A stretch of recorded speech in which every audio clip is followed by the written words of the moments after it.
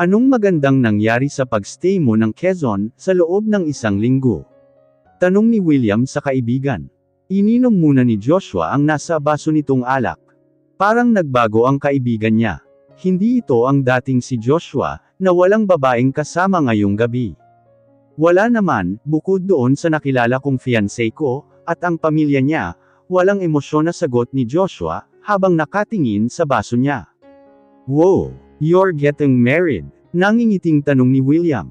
Alam niyang Joshua don't like the idea of getting married, or be in arranged marriage. Malas lang ng babaeng pakakasalan ng kaibigan niya. Apparently yes. And my lolo want me to marry the daughter of his best friend. The savior who saved my lolo's life, may tuyang sabi ni Joshua. Wala ka nang magagawa, dahil ang lolo mo pala ang may gusto doon sa babae para sayo. Anong itsura niya? Maganda ba siya? Usisang tanong ulit ni William, na ikinatigil ni Joshua. Pilit na iniisip ni Joshua ang kabuuan ng buong mukha ni Juliana. Ang matangos nitong ilong, mapupulang labi, makinis na balat, kahit na hindi ito maputi at may balingkinitan na katawan. Napapikit siya ng kanyang mga mata, habang sinasariwa ang maamong mukha ng dalaga sa kanyang isipan. Nagmulat siya ng mga mata, na nakangiti ng nakakaloko ang kaibigan sa kanya.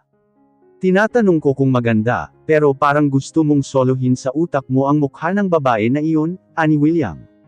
Napangisi si Joshua dahil doon. Wow!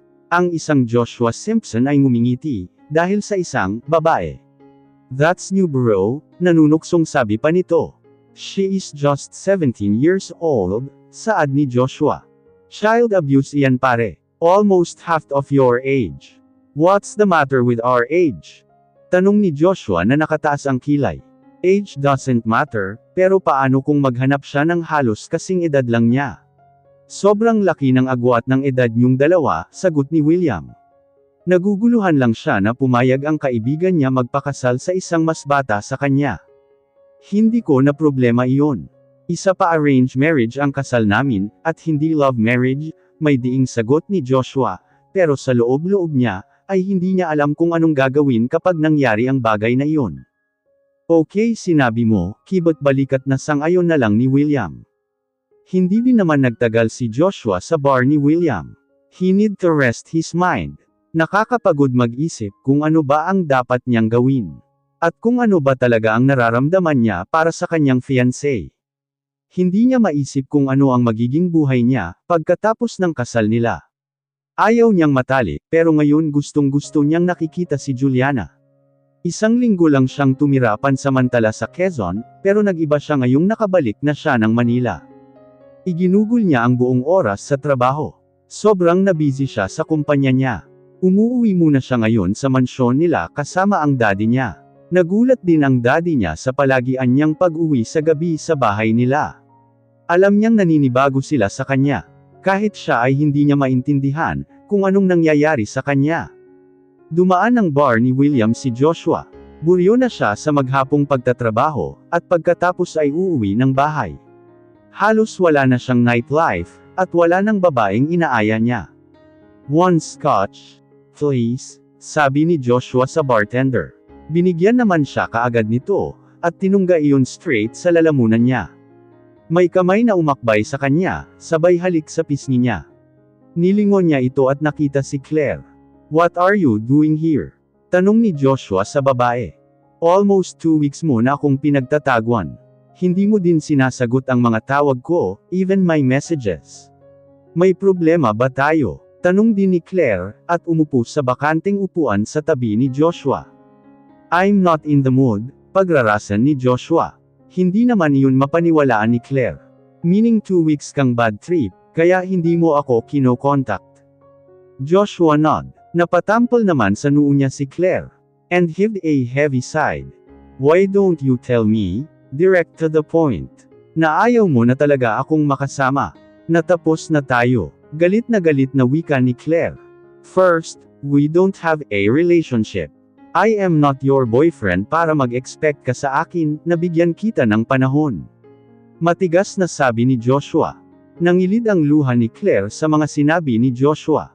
Ngayon niya napatunayan na totoo ang sabi-sabi tungkol kay Joshua. And she is so dumb, na nagpagamit siya kay Joshua. Ganoon na lang ba yun, Joshua? After what happened between us, basta mo na lang akong itatapon na parang basahan. Well, kasalanan ko din naman, dahil pumayag ako sa ganitong setup, sambat na sabi ni Claire. Nasasaktan siya sa pambabaliwala ni Joshua sa kanya. Ibinigay nito ang lahat sa lalaki, pero sinaktan pa din siya nito. Don't act like a victim. I know you, Claire. Akala mo hindi ko alam kung anong ginagawa mo, habang wala ako.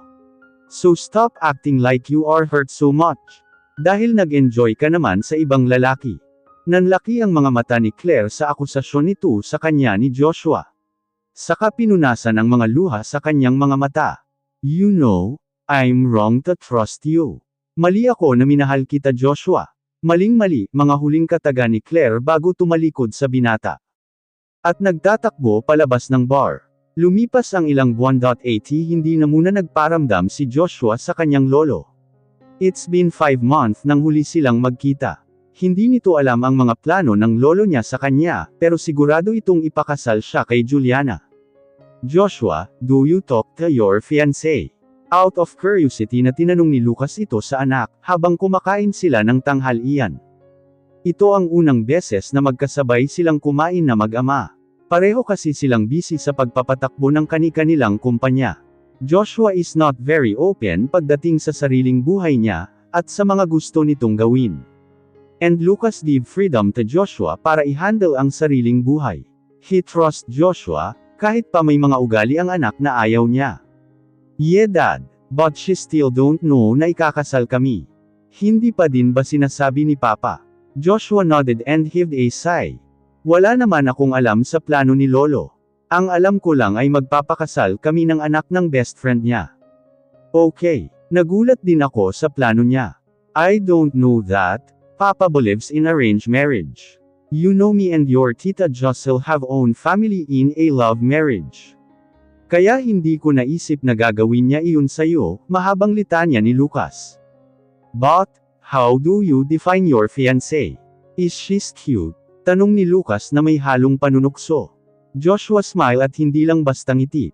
Napangiti na din si Lucas sa inakto ng anak. Anak niya ito kaya sa ganoon pa lang nangiti, ay alam na niya ang ibig sabihin nito.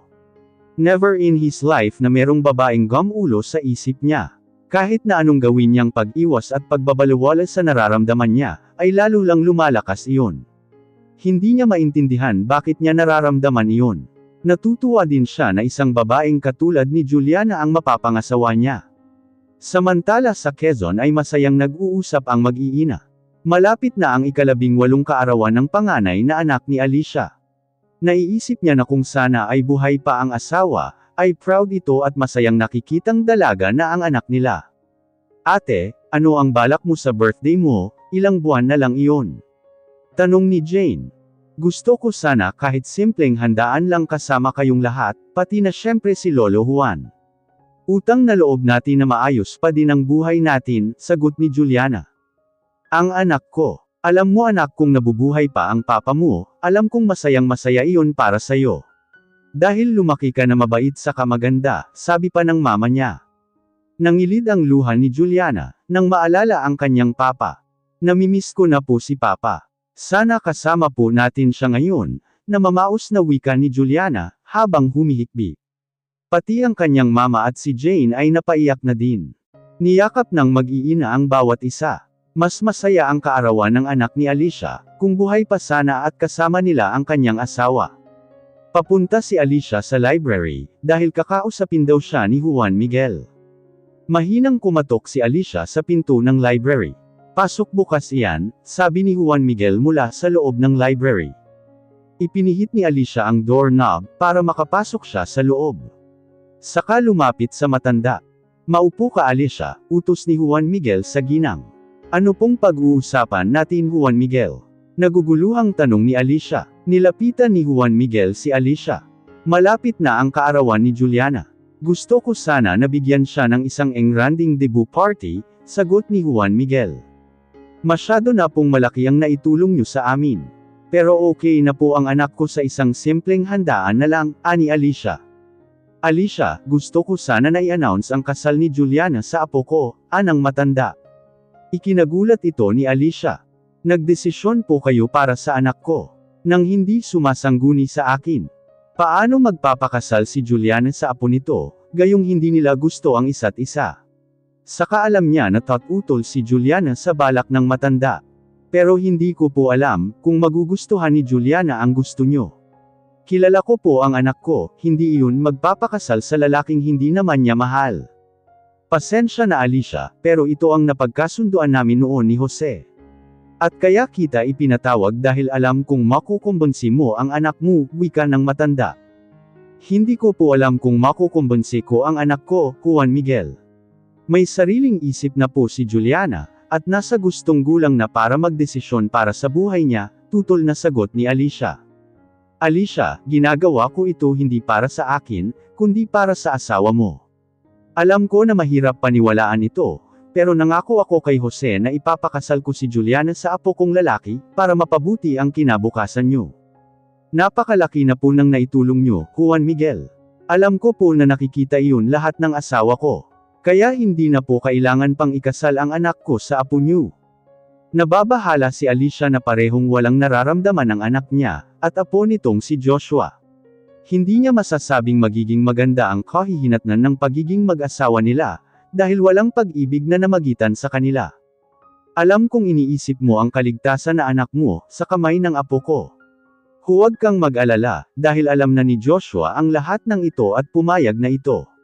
Inaantay ko lang na maging legal si Juliana para may kasal sa apo ko, pangungumbinsi ni Juan Miguel kay Alicia. Gusto kong maging maganda ang buhay ng anak mo. At maging sigurado ang buhay niya, iyon ang ipinangako ko sa asawa mo noong nabubuhay pa. Alam ko na hindi ko pagsisihan ang desisyon kong ito, Alicia. Kaya sana pumayag ka na. At gusto kong ihanda mo si Juliana sa magiging kasal nila ni Joshua, ilan buwan pagkatapos ng kaarawan niya, pangungumbinsi ni Juan Miguel kay Alicia. Hindi malaman ni Alicia, kung dapat bang sang-ayunan niya ang gustong mangyari ni Juan Miguel. Natatakot siya magiging kahihinatnan nito pagkatapos may kasal ang anak sa apo nitong si Joshua. Kilala niya ang apo ng matanda na kilala ng masamang ugali, at masamang pakikitungo nito sa mga babae. Pag-iisipan ko po, sagot ni Alicia. Juan Miguel just nodded and gave a big smile to Alicia. Gusto lang ni Juan Miguel na masiguro ang magandang buhay ni Juliana, at maging maayos ang buhay ng apo niya. Ginagawa niya ito para sa apo niya, dahil sa ugali nitong mapaglaro sa mga babae, at walang direksyon ang buhay. Lumabas ng library si Alicia na tuliro, at malalim ang iniisip. Iniisip pa din niya ang napag-usapan nila ni Juan Miguel. Paano niya mapapayag ang anak na magpakasal sa apo ni Juan Miguel? Sa susunod na buwan, ay kaarawan na ni Juliana. Nag-organisa ng magarbong party si Juan Miguel, para na din i-announce ang kasal ng apo niyang si Joshua kay Juliana. Masayang masaya si Juliana, at excited sa gaganaping kaarawan niya. Isa na siyang ganap na dalaga sa susunod na buwan. Habang si Alicia ay hindi mapakali at natatakot. Hindi pa niya sinasabi sa anak ang tungkol sa plano ni Juan Miguel. Sinusukatan ng gown ang magkapatid pati na din si Alicia ng isang sikat na fashion designer. Mama, ang ganda po ng isusuot ko sa birthday ko, masayang sabi ni Juliana, habang hawak-hawak ang disenyo ng kanyang susuotan. Pilit nang umiti si Alicia. Hindi niya alam kung matutuwa ba siya sa lahat ng naging preparasyon sa nalalapit na kaarawan ng anak. Dahil ito din ang araw na idedeklara ang kasal ng anak na si Juliana at Joshua Simpson. Napansin ni Juliana na parang malalim ang iniisip ng kanyang mama. Mama, may problema po ba kayo? Nag-aalalang tanong ni Juliana sa kahinawakan ang mga kamay ng ina. Wala, pagod lang siguro ako. Magpapahinga lang ako saglit. Basta maging masaya ka anak, sagot ni Alicia na mababanaag ang lungkot sa mga mata at pag-aalala. Naging palaisipan naman ang mga sinabi ng mama niya sa kanya. Parang may mali sa mga nangyayari, ito ang samasagi sa isip niya. Pumasok si Alicia sa kanyang kwarto, kinuha niya ang larawan ng kanyang asawa sa lamesa, na nasa gilid ng kanyang kama. Jose, hindi ko alam kung tama ba ang gagawin ko. Pero sana gabayan mo ako na maprotektahan ko ang mga anak natin. Ituro mo sa akin ang daan para sa matuwid, at tamang pagdedesisyon. Natatakot ako Jose, naiiyak na sabi ni Alicia, habang kinakausap ang larawan ng yumaong asawa. Nangangamba si Alicia para sa anak na panganay. Ayaw niyang matulad ito sa ibang babae, na iniwan na lang basta ng apo ni Juan Miguel.